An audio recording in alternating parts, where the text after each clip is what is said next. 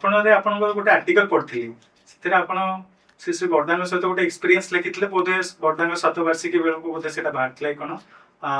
ଆପଣ ଗୋଟେ chocolate incident ଥିଲା ତା ଭିତରେ, ଆପଣ ଟିକେ ଆମ ଦର୍ଶକ ବନ୍ଧୁ ମାନଙ୍କୁ ଜଣେଇବେ ସେ ବିଷୟରେ। ଏଇଟା ଗୋଟେ ବହୁତ ରୋଚକ ଷ୍ଟୋରି, ବହୁତ ଭଲ ଲାଗିଥିଲା ମତେ, ସମସ୍ତେ ବି ଜାଣିବା ଦରକାର। ଦୟାକରି ଟିକେ ଆମକୁ ସେଟା ସେୟାର କରନ୍ତୁ।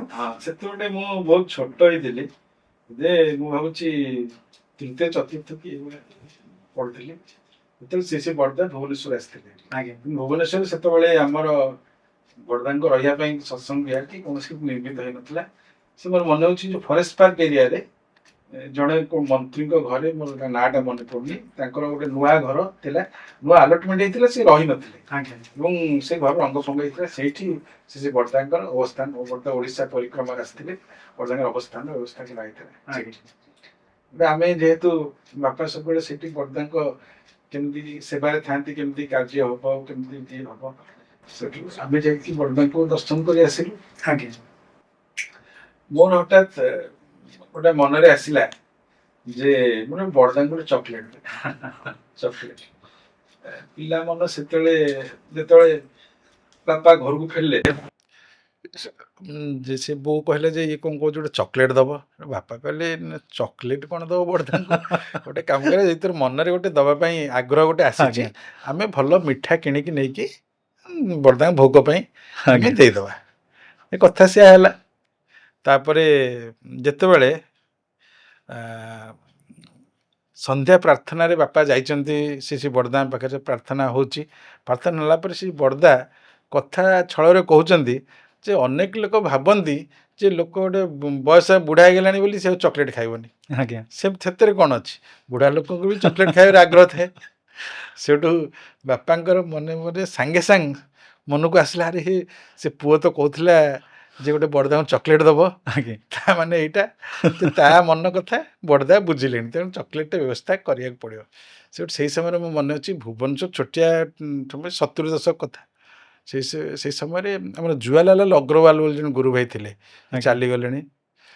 ତାଙ୍କର ହାଟରେ ଗୋଟେ ଦୋକାନ ଥିଲା, ହାଟରେ ଥିଲା କି ଗୋଟେ ଶାଢ଼ୀ ଦୋକାନ ଥିଲା, ତ ସିଏ ଥିଲେ। ବାପା ତାଙ୍କୁ ଖବର ପଡ଼ିଲେ, ତମେ ଯାଅ, ବର୍ଦ୍ଧା ତ ସକାଳୁ ପଳେଇବେ କାଲି, ତମେ ଯାଇକି ଯେମିତି ହେଲେ ଗୋଟେ ଚକୋଲେଟ ଡବା ତମେ ଖୋଜିକି କିଣିକି ଆଣ, ସେଟା କାଲି ସକାଳେ ଆମେ ପୁଅ ଦବ।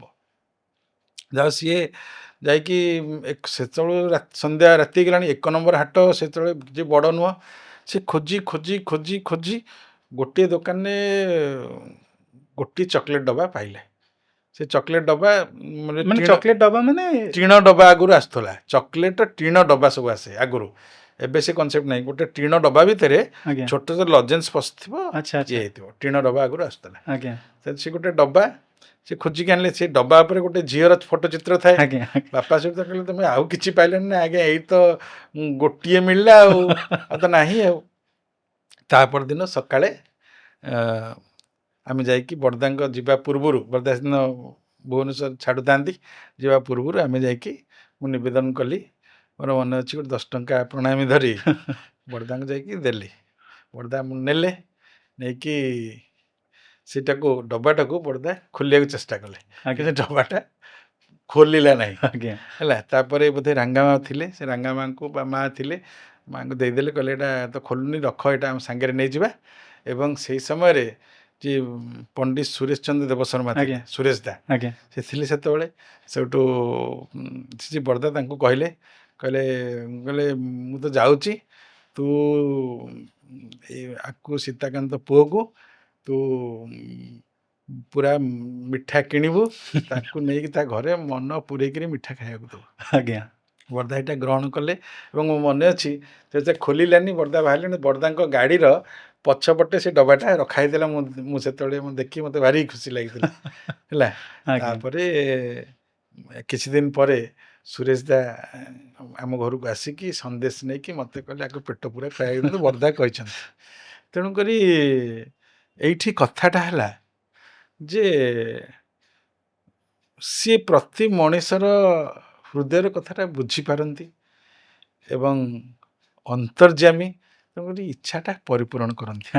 ମୁଁ ସେତେବେଳେ ଗୋଟେ ଛୋଟ ମନରେ ଗୋଟେ ଇଚ୍ଛା ହେଇଥିଲା, ଯେହେତୁ ମୁଁ ଚକୋଲେଟଟା ଖାଇବାକୁ ଭଲ ପାଉଥିଲି, ଯେ ମୁଁ ବର୍ଦ୍ଧାଙ୍କୁ ଗୋଟେ ଚକୋଲେଟ୍ ଦେବି ଗୋଟେ ଆଜ୍ଞା। ସାବଲୀଳ ଭଲ ପାଇବା ଭିତରେ ମୋ ମନରେ ଜାଗ୍ରତ ହେଇଥିଲା ଏବଂ ଆଜ୍ଞା ଯେହେତୁ ମାନେ ଲୌକିକ ଦୃଷ୍ଟିରୁ ବଡ଼ଦାଙ୍କ ବୟସ କେତେ ସିଏ କ'ଣ 11 ଲଜେନ୍ସ ଖାଇବେ ଆଜ୍ଞା ତେଣୁ ବାପା କହୁଥିଲେ ନାହିଁ ଆମେ ଭୋଗ ଭାବରେ ଦେଇଦେବା କିନ୍ତୁ ସେ ସବୁ ବ୍ୟାକୁଳତାଟା ମୋର ବା ମୋର ଯେଉଁ ଇଚ୍ଛାଟାକୁ ସେ ବୁଝିଲେ ଏବଂ ତାକୁ ପରିପୂର୍ଣ୍ଣ କଲେ ସେଇ କଥାଟା ମୋର ଆଜି ପର୍ଯ୍ୟନ୍ତ ସେ ଦୃଶ୍ୟ ସବୁ ମନେ ପଡ଼ିଲେ ଭାବେ ଆମେ କେତେ ଜଣେ ଅନ୍ତର୍ଯ୍ୟାମୀଙ୍କୁ ପାଇଛୁ ତାଙ୍କ ଆଜ୍ଞା। ଦର୍ଶନ କରିଛୁ ସେଇଟା ବହୁତ ମହାଭାଗ୍ୟ।